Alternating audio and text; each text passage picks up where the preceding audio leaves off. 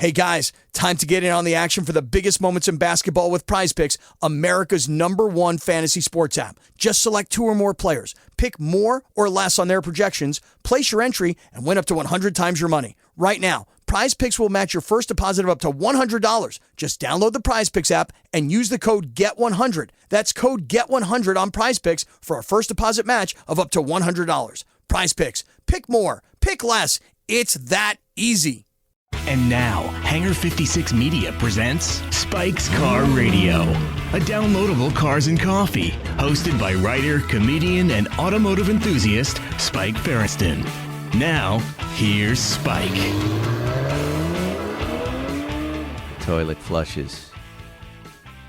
Zuckerman washes his hands as he prepares to record. How are you guys?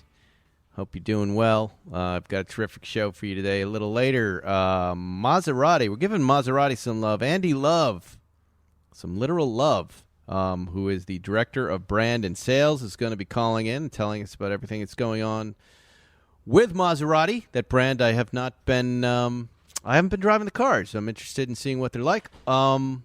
Today's episode is being sponsored by pcarmarket.com. Thank you, guys. We'll be talking about them a little later. And I'm here with Zuckerman, who is looking under bags. He's grabbing his mask. He's burped. He's belching. And about... I'm farting. I'm looking for my phone.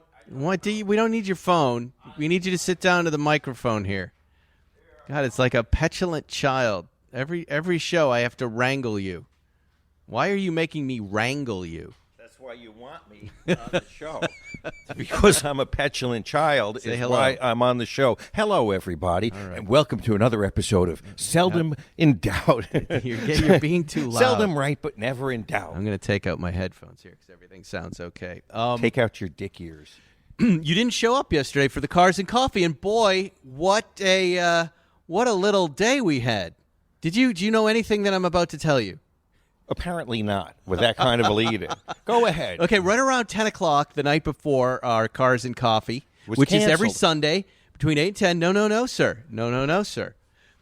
Somebody DM'd me on Instagram and said, hey, I got a tip that the Malibu Country Mart is going to try to shut down the Cars and Coffee. The police are involved, and they're going to have security out there.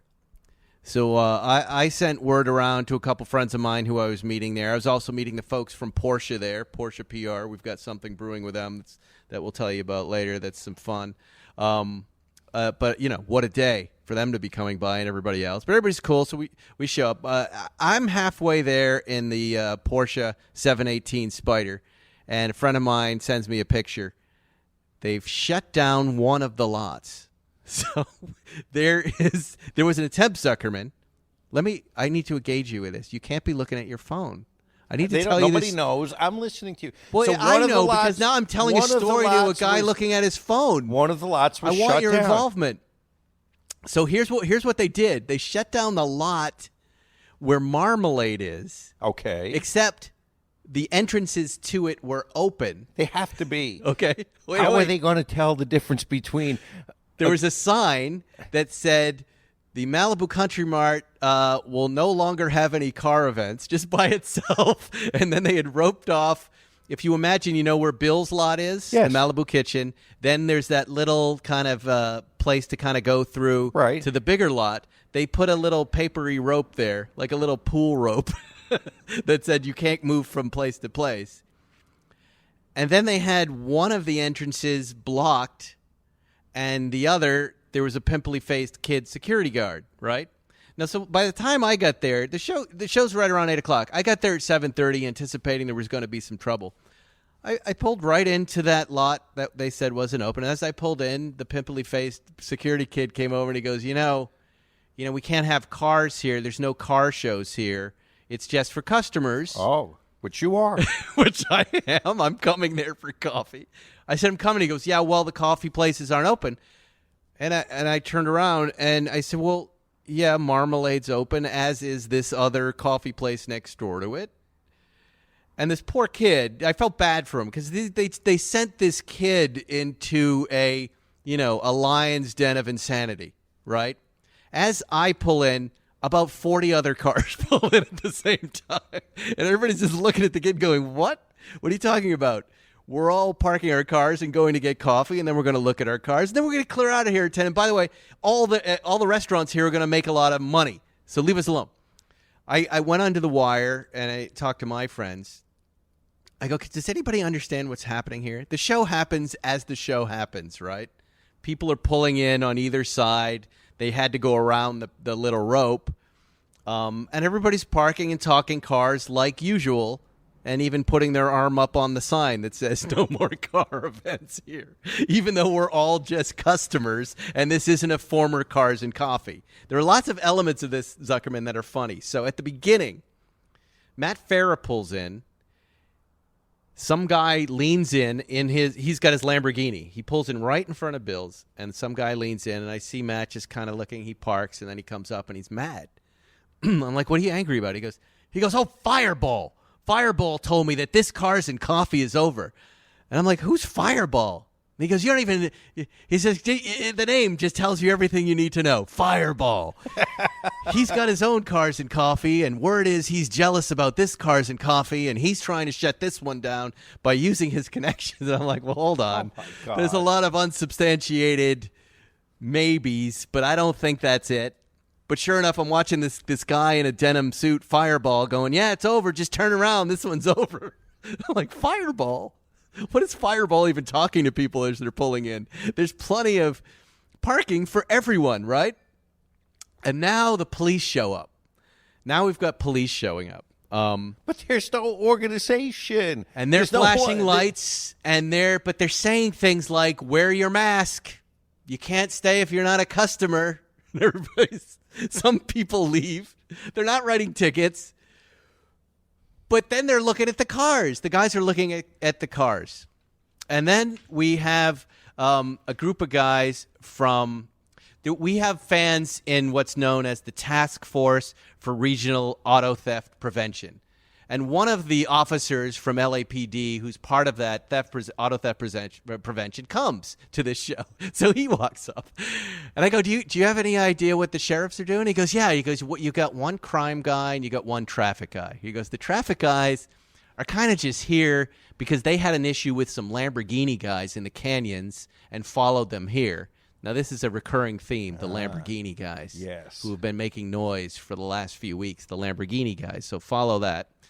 They're now just looking at cars. They have their lights on, but they're just looking at the cool cars. He goes, the crime guys have been called by the Country Mart or this landlord on the one side because there are two landlords, but there's nothing they can really do. And I was going to point that out. The Marmalade side is owned by one guy. Yes. And everything else is owned by another guy, which is why they only had that little section roped off, because I guess that landlord wanted to try to do something, but he controls at most 30% of the parking lot. Now, word is the shop owners that he controls are furious because we've been bringing in a full Sunday morning of customers. Who are buying, I know Bill can't figure it out, Bill, and I know you're listening right now and you don't want to leave or you're just under enough stress, and I understand, but Marmalade's jammed up now from the moment they open until the moment they close, as is the pop-up coffee shop next door. And by the way, Bill's has a nice big line. Wait. Marmalade is not having people dining indoors, are they? Or no, they're they've just doing set takeout? up outdoor dining. They've set up outdoor dining out in front. Like what I was asking you, Bill. I know you're listening while you're baking the black and whites right now. I was asking you to do. And you'll see the wisdom in what I'm explaining to you eventually, because you're making money. They're making money. They're full. If you've noticed, our 58 Speedster gang goes over there and they park there. They set up shop and they have big breakfasts. In any case, I prefer Bill's breakfast. I'm not saying anything bad about Marmalade. I prefer Bill's. Of course, me too. I just want to sit out. I mean, you can sit. Now Bill has 3 tables out there, so you can sit out there. In any case, Bruce Meyer shows up in this beautiful old Bugatti, knows all of these officers and is talking to them, and they're laughing. One of the motorcycle cops that works PCH, John, who I've met through Marco Gerasi, he while he's writing up tickets for everybody who's showing up to this event, he then comes to the event, takes off his helmet, and looks at the cars. So he's hanging out with us. It's kind of the lunchtime. Remember with the Bugs Bunny commercial, the Coyote commercial? Right. What was a cartoon? Where it was like they punched the clock and the wolf. They punch the time clock right. and they go, and then they chill out at the commissary. commissary. They chill out for lunch. That's exactly what's happening there. And the show then starts to pick up steam as it's like 10 o'clock. But again, so many different stories about what's happening. But one recurring theme is Lamborghini guys are showing up and making too much noise. Is that a surprise? And at 10 o'clock, right before I left, who shows up? The beautiful cars. They're all beautiful Lamborghinis, and they start revving their goddamn engines. And I think this is where we have an issue.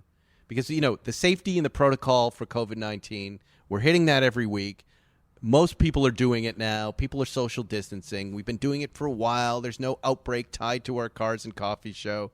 And I think people are being really respectful of other people in distance, et cetera, et cetera. However, where we're not being respectful, and I don't mean we, the car community, the Lamborghini guys, and I'm a Lamborghini fan, but these idiots who are coming here and revving the engine for no reason, I didn't think it was a big deal. Apparently, it's a big deal to the people of Malibu. It's like the South Park Harley-Davidson episode. Yeah. Exactly. And look, this is the only place you can get together these days. The only place that's like it. And there's some cool metal showing up. There was a Lancia 037 Stradale. Wow. Car I didn't even know existed. Oh, beautiful. Amazing. This light blue, sky blue color. I don't know the color, but Lancia shows up. You may have seen it on my Instagram feed. Just another car I'd never seen before. Like I said, Bruce Meyer is showing up in this rare metal. We had a Veyron there. We had the usual assortment of cool things. There was a Cadillac Eldorado there. Zuckerman. It was the Brougham with the stainless steel top. Did you see that one on my feed? Yeah, it was fantastic. The mind blower of all mind blowers. These big pontoony bumper guards and all that. Those things were built in Italy. I didn't know that. Yes, they were hand built in Italy, and I think at the time those Eldorado Bromes was something like $13,000, more expensive than a Rolls Royce at the same time. Well, an old guy in it, original owner, I think, sitting there showing us the car. It has the big pontoony bumper guards in the front, so you can stand there and listen to every goofball car guy make a boobs joke and go, oh, like he's the first one to think of it. I like those. Those look like double D's, Just one after another make the same joke, which I like that. I like when people make the same joke to hear how everybody's kind of the same. Dopes. But look, we love doing this show. We love having this show. We're on that familiar Cars and Coffee trajectory where the thing starts, it gets big, somebody's doing something, and then now we're in they're going to try to shut this down phase. I'm guessing they'll either come at us with more heat next week. Or Fireball will start something competing. Except Fireball do you know who Fireball is? I have no clue who Fireball is. But now, I don't want, by the way, I don't want to cast aspersions towards Fireball because I guess he runs that Malibu. Right. And his problem is he can't get a public lot like he did. I'm assuming he's one of the guys that ran one of the Cars and Coffees at the Bluffs Park or something like that, and he can't do his thing. This is so much like Anchorman, by the way. Yes. We're about to have a feud with Fireball over Cars and Coffee. I was thinking Wisteria Lane, more like Desperate Housewives. But I'm guessing I'm going to hear from Fireball, and he's going to say he had nothing to do with this. But there were a lot of people who believed that he was responsible for trying to get this shut down because he was jealous. Now, how they know that, who knows? Okay. I don't believe it. But now Fireball, I'm going to add to my imaginary fight league. It's going to be Fireball versus Farrah versus Lieberman. I think, by the way, Fireball could take everybody. I think Fireball could take everybody. Just by the name? I just had to look at him. He looks like a guy who would do that. He could be that guy. So you think he could be? But I didn't understand Cars and Coffee jealousy. I didn't. That's the part that really confused me. Like nobody's making come and stand around in my parking lot. You don't get anything out of this. It's just you get people are hanging out, but there's no money. There's no nothing. There's no. I don't know what. That's the part I didn't understand. And they can all fight the ghost of Andy Cohen then.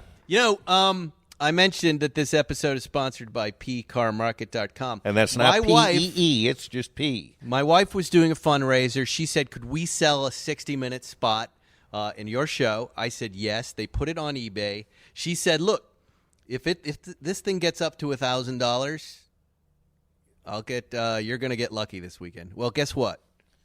Times 6.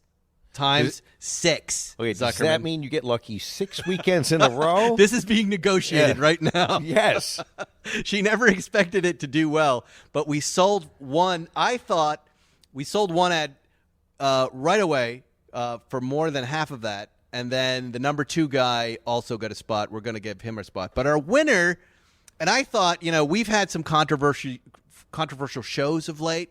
There are people who have come up again. I thought people would use this as an opportunity because I said I'll read anything. Zuckerman, you'll read anything. We will do anything for 60 minutes. I thought they would use this as an opportunity for revenge. But no, our winner was the folks at P Car Market. And you know who these guys are, right? Yeah, they're fantastic.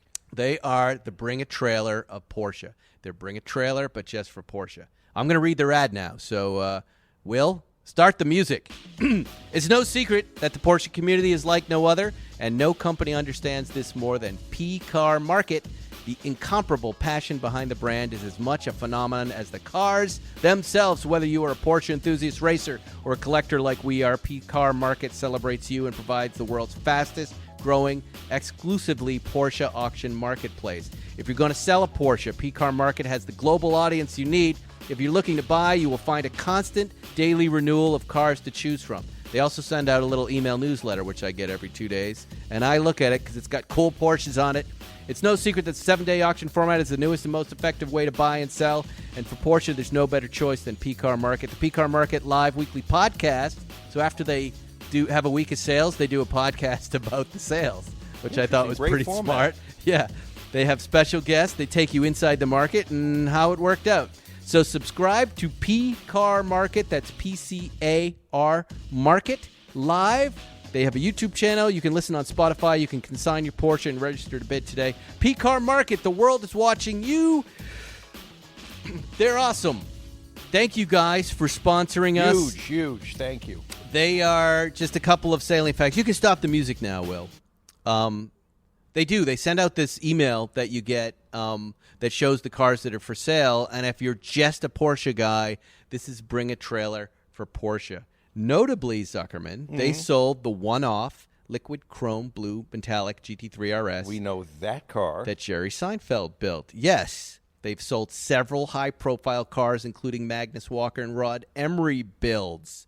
So there you go, guys. Do you understand the quality of Porsche? You're always bothering me and Zuckerman with where can we get a car? Here, pay attention to these guys. They're selling them every week. PCARmarket.com. Go there, PCARmarket.com, PCarmarket.com. Thank you guys for bidding and doing that bit of fundraising for us. Really sweet of you. They're our friends on the East Coast, Zuckerman. We've met these guys. Yes. These guys are all on the East Coast, our Porsche buddies on the East Coast. Speaking of Porsche, though, the Cars and Coffee event, Zuckerman, I drove the 718 Porsche Spyder. I saw it. What a beautiful car. Gentian blue. What kind of blue? Gentian. Gentian. I like how you had to look up. It was like the spelling bee. You had to look up. I was wondering why you were having a hard time with it. You know what? I got to blow my nose. Just talk about that car and what you thought about it. Well, you didn't drive it. I didn't drive it, but I saw it. First of all, it is like a baby speedster. I'm really taken with the looks of this car. They executed this 718 Spyder perfectly. It looks good, right? It looks really good. And it's not like I would proudly drive this car. I would not feel that I'm somehow driving a lesser car, an entry-level car, like some sort of beginner training wheel car. I would drive this car, and I would think, I'm fucking cool. The looks are great. The color on the car was fantastic. I like the little speedster bumps on the back clamshell, and it sounded good. It sounds good too. Well, let me give you the specs on it, and then we can discuss it.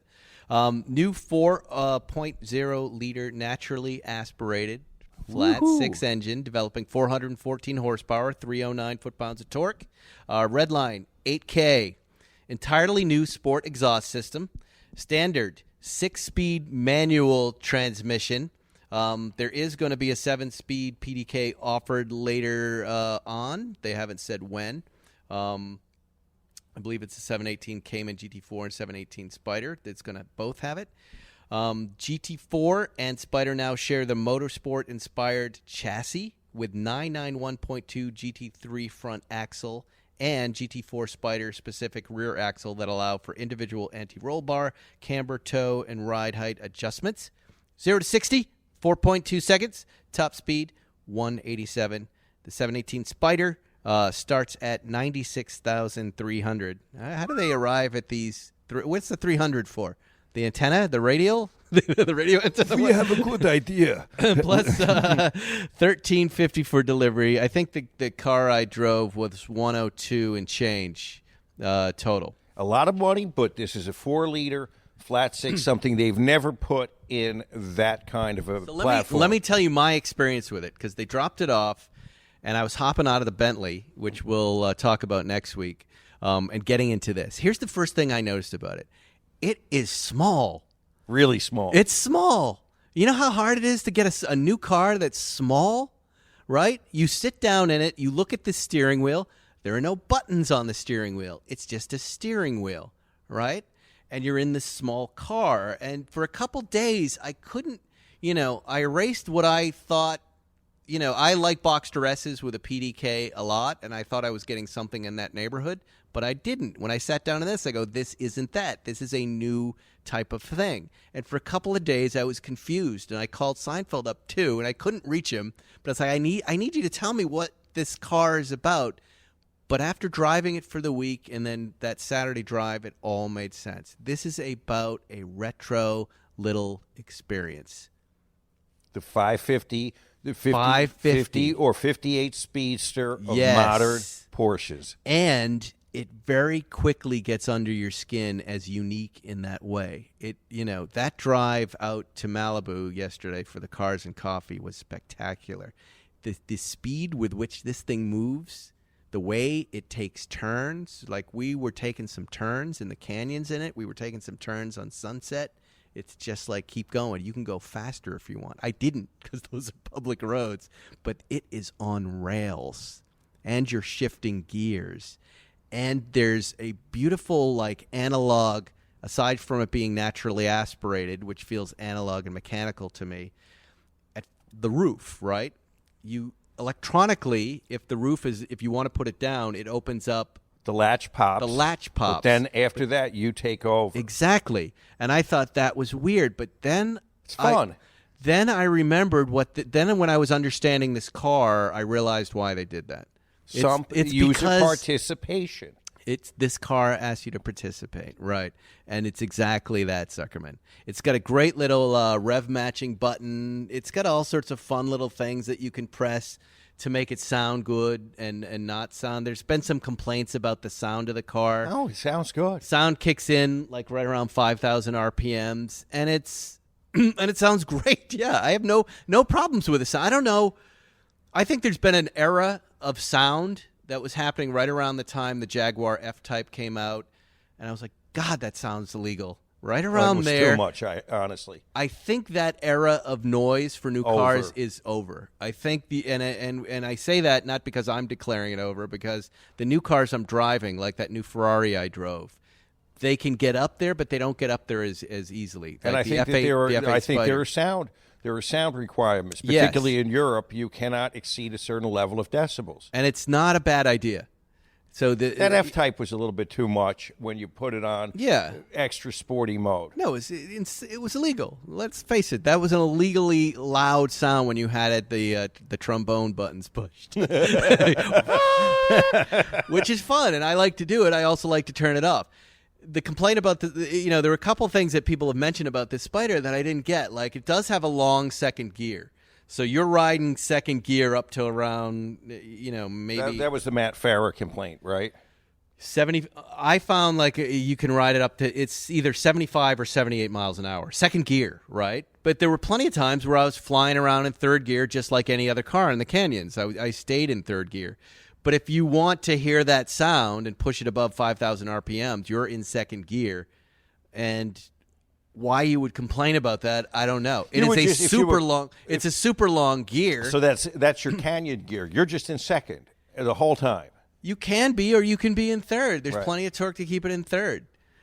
I noticed that the first couple of days, and then it all went away when I stopped thinking about shifting gears and just used the car. And this is one of those cars that very quickly becomes an extension of you and thinking and your driving. Do you know what I mean by that? When suddenly it's just doing what you want it to do and you're not even thinking about it. It's the original Tangerine RS feeling, or a 997 GT3. There's a certain telepathic element to the car. Like, I want to be accelerating, you're at that speed already. I want to be in that lane, you're suddenly in that lane. Yeah, and that immediacy. And the car's fun, and it's got the frunk, and then it has the mechanical, like the roof and back, but it's got a big trunk in the back too. The whole car's a winner. What color? Would you go white in that car? The Gentian blue I loved, and everyone loved it, but it's not what I would choose for this car.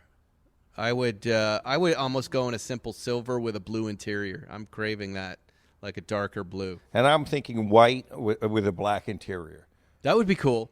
If you were out there going, hey, I didn't get my hands on a 991 Speedster, here's one for a third of the price, and you're going to get the same sort of enjoyment out of it. It's the same sort of deal. Probably wouldn't be that hard to maybe chip it, because they're keeping that horsepower unnaturally low for this application. They don't want the car to necessarily compete with a 911. Yes. And then Farris said you could redo the gearing. But that would be very expensive. That's a $20,000 job. No, you wouldn't do that. There's no reason to do that. That's a characteristic of the car. If you look forward 20 years, you're going to laugh and go, oh, that's just the way the car was. That's the way they built it. It's one of those things. I accept it. I'm fine with it. I thought that was a fun ride out because I was in my 89 930. Yeah. And I had to work to keep up with you for sure. Yeah, it's fast, right? It's really, really fast, and it gave me a lot of pleasure chasing it because you were setting down the line and setting down the path, and so it gave me something to hold on to because a 930 can be a little bit of a beast. But there's no way you can chase that thing around turns. It's just rails. It's rail that's connected to the road. I love it. I think it's a great car. Big win. Big win. Now you saw me thinking. I'm like thinking, who can I rope into this? You have a Speedster, though. You have something just as wonderful. Yeah, true. Porsche just has so many things across the board that are juicy and delicious to drive. What else do you need? I don't need anything. You don't. We have a couple of house cleaning things. Our GT2 RS, if you're interested in buying a GT2 RS, is at Porsche Santa Clarita right now. Go check it out there. As I think I mentioned in a previous podcast, 2 of the 3 owners of this car have voted to sell it. I was declining the sale, but in a Plan Z situation, that's how it works. Majority rules, and I've made my peace with it. But if you're interested in getting our chalk GT2 RS, Dean over at Porsche Santa Clarita has it, and you should definitely buy that car. And if you do, maybe I'll Plan Z it with you instead of these guys. Also, the Zagato came back from Will Hoyt, and after its tightening and refreshing. We're looking for a solution, though, for the rear view mirror, which hangs down, and I believe you said it's a 356B mirror, standard Porsche. And the stem is too short for the way the roof was cut down. No, wait, the stem is standard mirror stem length. Right, exactly. So we need a longer stem. We need to. How could we elongate that? Could we weld a piece on the very end or so it would hang down a machinist lower? Must make us a longer stem and chrome it. Right. So we could buy a separate mirror, send it to somebody who's listening right now. To make a longer stem. And make your stem longer. Yes. To put the stem on the penis table. We need the Porsche mirror penis table, right? That's what we're looking for. And going back to last week's discussion, it would appear that Kim Jong-un is not dead. He has not expired on the penis table. Do you think that people who aren't dead have this controversy with they're dead or they're alive. They don't. Generally, there's one beat of the story. Like if it's Klinger, the guy who played Klinger as MASH is dead or he's still alive. Okay, usually he emerges and goes, "No, I'm still alive," or "Yes, he is indeed dead." This is the Hermit Kingdom, but this back and forth means he's probably dead. There are plenty of people outside of North Korea who would like to destabilize with some sort of compromise or fake kind of news he hasn't about been his seen. health. They have the guy that looks like the fake guy there, and he hasn't been seen in a real, meaningful way. Can you get the show booker to have him on? Have the show booker I would call. love to have him We on. want the fake Kim Jong-un body double here. There's a lot of folks that I'd love to have on, but yeah, that would be amazing to have someone from the North Korean government on our. How do I even pitch that to them? Everybody likes cars, even in the Hermit Kingdom. Okay, well, explain this fucking insanity over the gas gauge Wow. to me. Right now, here I am on the spot. the other side of the courtroom. Am I the defendant? Yes, you are.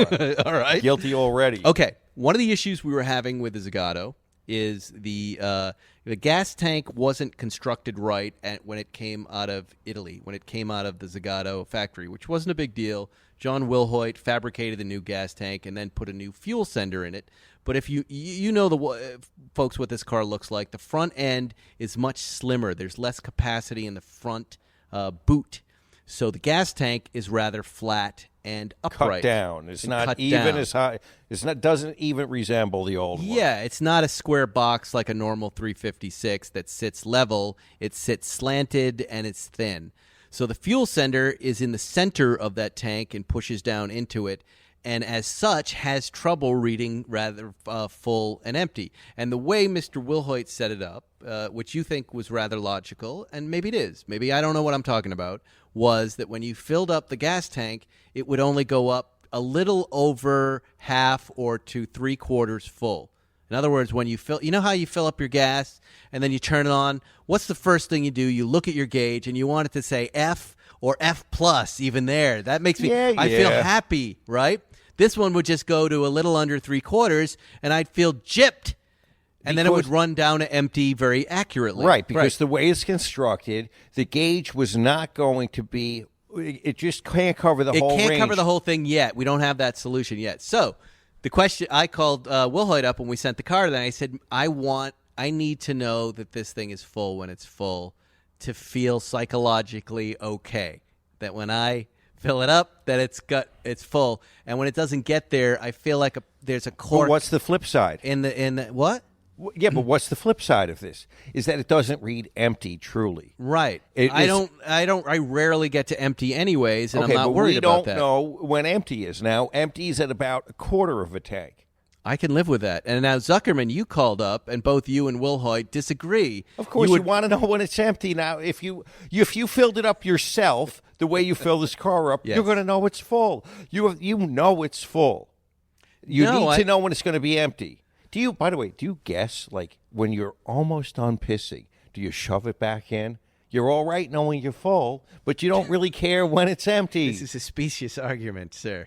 Let me tell you. I think the listeners will understand. I think the listeners understand this, and I think we all do it. I think it's human nature, after you filled up your tank, to look at that gauge and feel good for a minute. When we charge our phone and it's 100%, we feel charged. Seinfeld even does a joke about this in his routine, that when his rectangle is charged, and as it goes down, your body starts to go down too. I understand, but I also like the part, if it got full at 3/4 of a tank, it's not going to move for a while. You're going to be stuck at 3/4. It's only when it starts to move. I know, but it feels so unsatisfying. No, that you can't get to the top. I would rather know when to fill the fucking car up. You fill it up at 1/4 now. When it gets down there, you put your dick back in. It could be empty. It could not be empty. Here, look. Let's talk another reality. The way you and I drive cars, right? We take these cars out.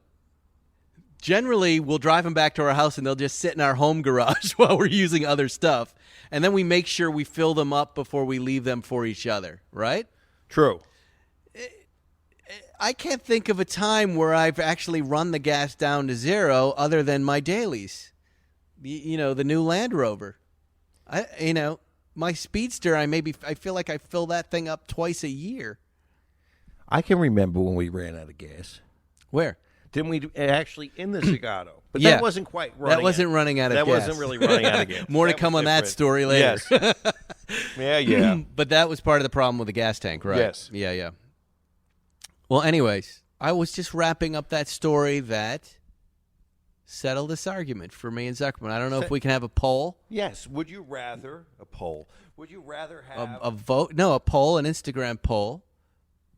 Yes, You're making out. When this comes out, we can have the yes. Hold the and mic no. to your mouth. Shut up! I'll kill you. I'm going to strangle you. I'm going to garrot you with the cord. Cabron. Cabron. Speaking of cabron, Okay, we're going to do a poll. You guys will let us know what you think. Would you rather have it show full, true full or true empty? true full? No, what does that mean? True empty or true full? The way we had it set up, it would not read true full, but it would Right. certainly tell you when it's empty. So now would it you will rather tell have you when true it's full full, but it won't tell you when Or it's empty. true empty? Look on our stories. I'll put it on my story, and we'll do a little poll. How much you want to bet? Because I'm going to win. Well, now you're loading the deck. Okay. Now you're making people vote for us. You Do think they that's want? No. I don't want people to vote on personality, on who's a fan of who. Okay. I just want the real deal from people. The real Yes. deal. Call it like you see it, and we're going to bet $20. I will tell you right now, have the more logical argument. I have the psychological OCD Porsche guy argument. I.e., the psychologically you defective. could ask the question this way: would you rather it show true empty or never show empty? I would rather never show empty because I don't want empty I don't isn't a wanna good die. feeling. I don't want to die. Right? Exactly. This is your fear. Okay, we brought it back to fear of dying. Anyway, I want to say something. Yes. You were pushing me to watch 000, and I actually took your advice for once. I don't like taking your advice all that much. Kind of like sibling rivalry. I've got good TV show advice. This for show's sure. one of the best fucking streamers I've ever seen. I think it's better than Narcos. Really? I do. Wow. I really like says it. a lot.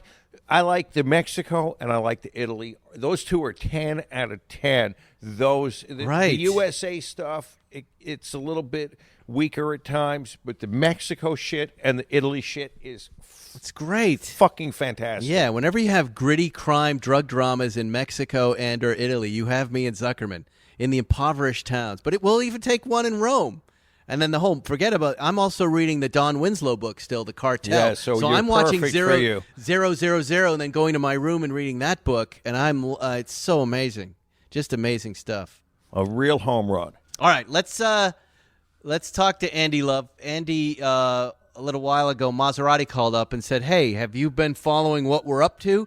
And I said, I love the vintage Maserati cars. I really have not been in the modern stuff. I don't know who buys them. I don't know much about anything. And they said, well, we're going to put Andy Love in touch with you, and he's going to tell you what we have planned, and we're going to put you in a bunch of press cars, and then you can review those. So here is my interview with Andy Love from Maserati.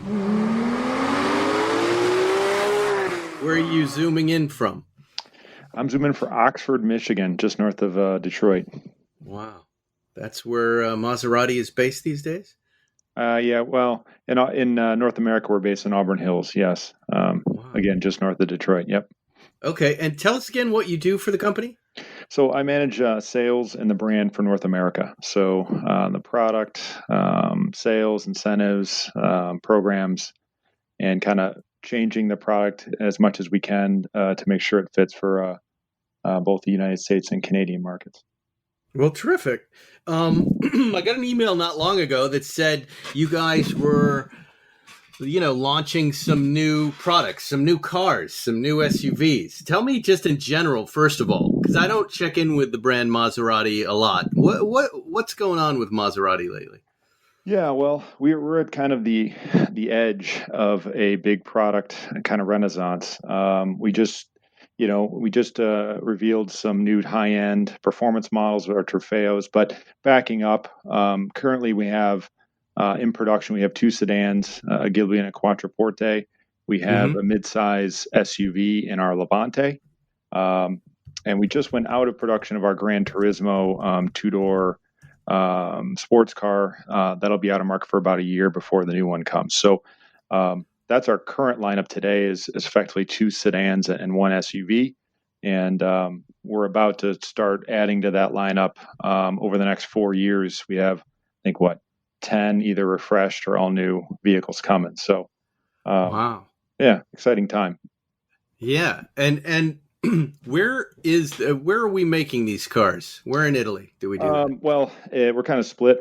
Between Turin, we have 2 plants in and around Turin, Italy, and then we're headquartered out of Modena, and that's where our sports cars are typically built. More of the hand-built ones are built in Turin, and the more traditional assembly lines are more in Modena, and then in the sedans and the Levante right now are built in Turin or in and around Turin.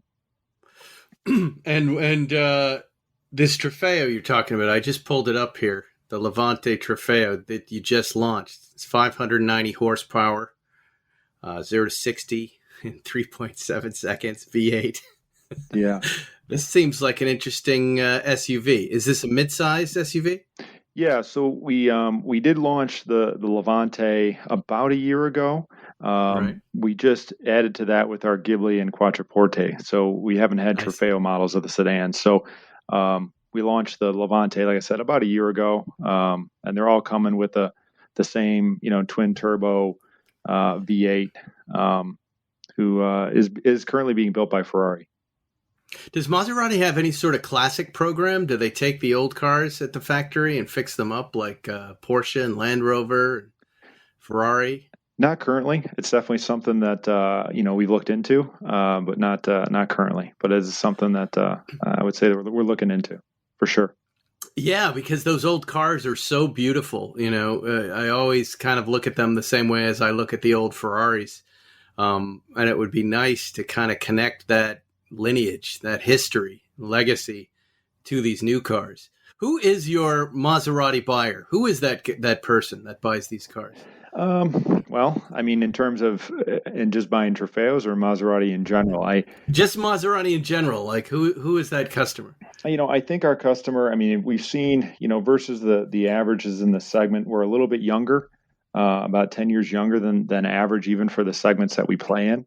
I think it's someone that is looking for a little bit more youthful character in the cars, if that makes sense. I think it between the attitude that the cars provide, whether it's the exhaust note or just the design language, I think the people that get Maseratis want to stand out and not just drive what everybody else is driving.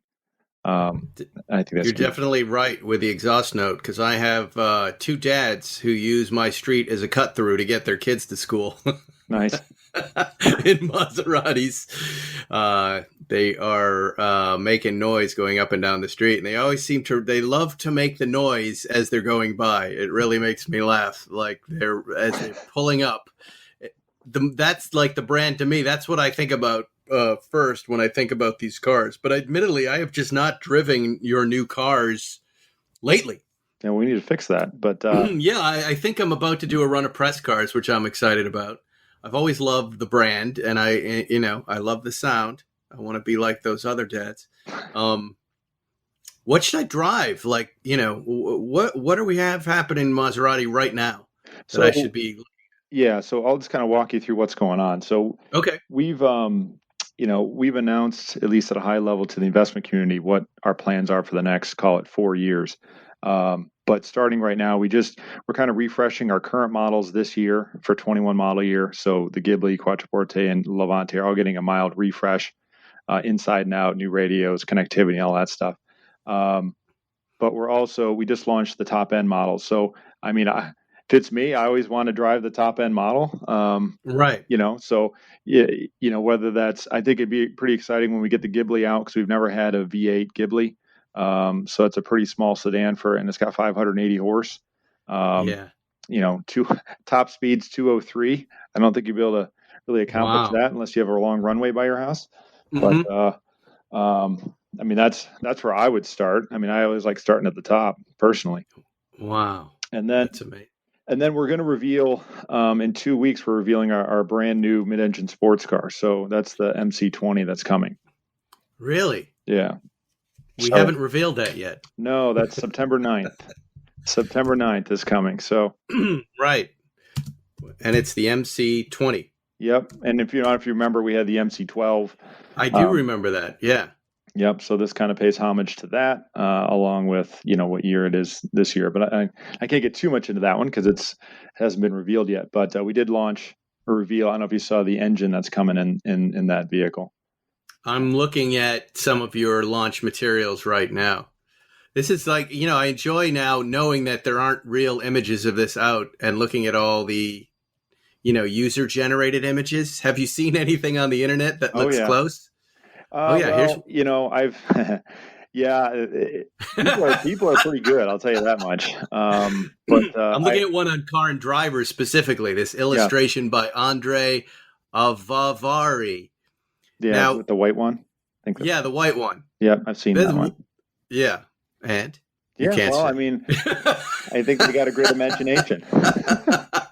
Where do these guys get these ideas? I always assume when I look at something that's user generated that maybe they know something that I don't. But frequently, like, let's look at the Bronco. Frequently, I got all excited about this one Bronco, and Ford nailed this other Bronco, which is a beautiful truck in and of itself. But I got excited about this user generated one. It wasn't even close. Yeah, and now I'm looking at this car on Car and Driver. That was posted April 10th. Colin Beresford seemed to write about it, or did write about it. And it's beautiful. Boy, is it a good-looking illustration, but we don't have any idea whether it's accurate or not. Go ahead. I think people are getting better and better at. You take. I'm not suggesting that's close. I'm just saying. Right. We have. There has been leaks of camouflaged MC20s out there, and whether they're true to body form or not, people can look at that and start. And even with the camo, you can kind of figure out the overall design. Not to mention they may take other.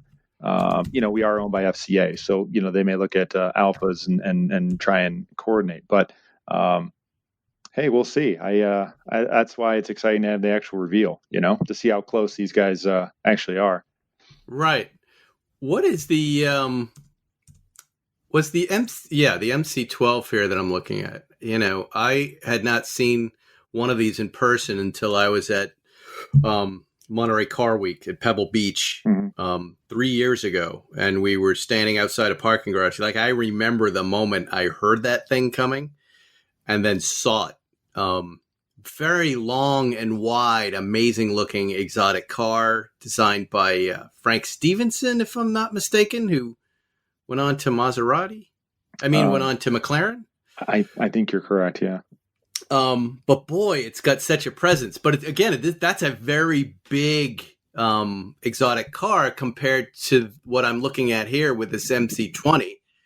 Well, these cars, are they supposed to be related in the same class, or are they completely different animals? The MC12 was a very limited edition. We only made, I think, 50 of the normal versions globally. I think we made another 16 race versions, something like that. So you're talking only like 65 cars. So right, that one was I think a one-off. I think this one's going to have a lot more life to it, and kind of be our halo for quite a while. I don't think it's going to be I see. I think anymore, you need to do that. I think, creating a car that's only 50, unless you have a car right below it, you need something else to drive the brand and keep it fresh. So what specs have you revealed on this car? So the Nettuno engine is the biggest piece. So this is our first in a long time designed, engineered, and be built by Maserati. Because I think today our engines, while they're designed and engineered by Maserati, are all made by Ferrari in Maranello.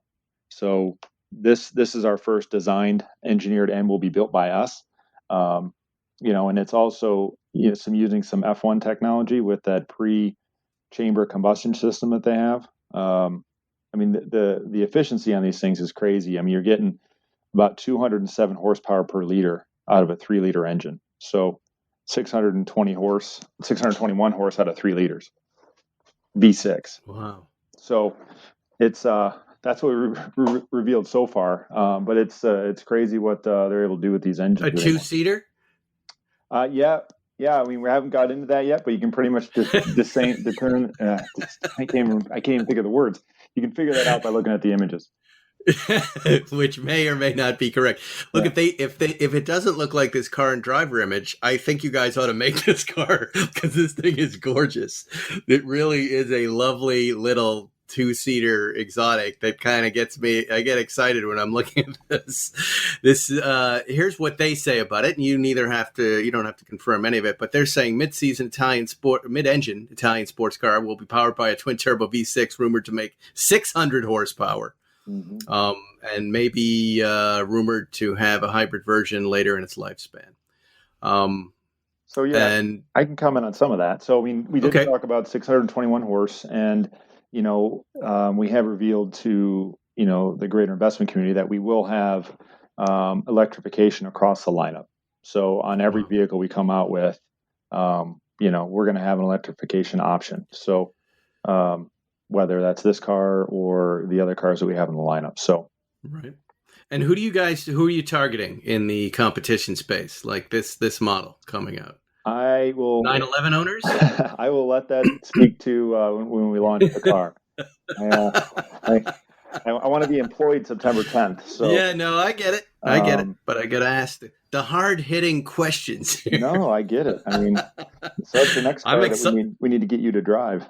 Yeah, I'm excited about it. Well, when can we drive this car?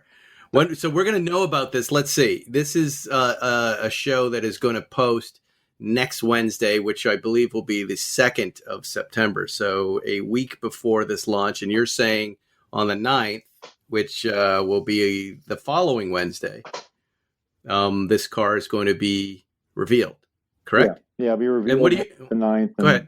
And then, for sale next year over here. So, right. Sometime in 2021. When you reveal it and what do we have to look forward to? Is there a big dog and pony show, or is that changed because of COVID-19? How do you plan to reveal it? Yeah, I mean, everything has changed, obviously, with COVID. But we're going to have a big reveal, at least in Modena. It will all be visible digitally, so everyone can get on the website, Maserati USA, and go and watch it. Also be recorded, obviously, if someone can't make it. But yeah, it's going to be a big deal. It's also kind of, I think, the rebirth of Maserati, and kind of get into our rebranding, and also may have some other teasers of other vehicles that we have coming, because right behind this car, we also have a new GT, a new Gran Turismo, Grand Cabrio that are coming. We also have a new DUV, which is a smaller UV to our Levante right now that's coming out. So, we have a lot of stuff as well coming shortly after this. Well, I'm very excited to see all of it. Yeah, this is exciting. It is. It's an exciting time to be part of the brand, for sure.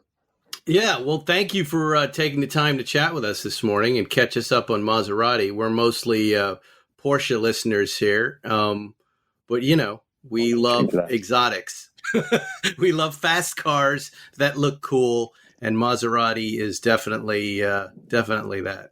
And this MC20, boy, if it looks like this, I'm excited. We just got to get you in our cars so you can actually, piss off the other neighbors. I'm doing that. No, I am. I'm about to do it. And I am very respectful of my neighbors when I'm leaving and coming back to the neighborhood for the most part. Andy, thank you for taking the time to chat with us. It was nice to hear from you and hear about the brand. And congratulations on the new car, and good luck with the launch. Thanks, Mike. I appreciate the time. Okay, take care, man. You too. That was it. We learned a lot about Maserati, didn't we, Zuckerman? Tons. You didn't hear it. I wasn't there. We're still sitting here like from the top of the show. It was like a 1 second break. But that's all the time we have for you. Our thanks again to pcarmarket.com. You guys got to check them out. You got to sign up for their newsletter. Give them your email address. You'll love it. Porsche fans, you will love it. They're the Bring a Trailer of Porsche. How about that? We all know how well Bring a Trailer did. PCAR Market is the next one to follow. pcarmarket.com. That's all the show we have for you. We'll see you next week on Spike's Car Radio. Don't forget to leave a review and subscribe. Thanks for listening to Spike's Car Radio, brought to you by Hangar 56. Listen to new episodes every Wednesday, and be sure to subscribe on Apple Podcasts, Spotify, or wherever you get your favorite podcasts. Ever tried reading while jogging, cooking, or even juggling flaming torches? Yeah, it doesn't end well. But with audiobooks.com, you can conquer books without the circus act. Dive into over 450,000 titles, including more than 10,000 free ones.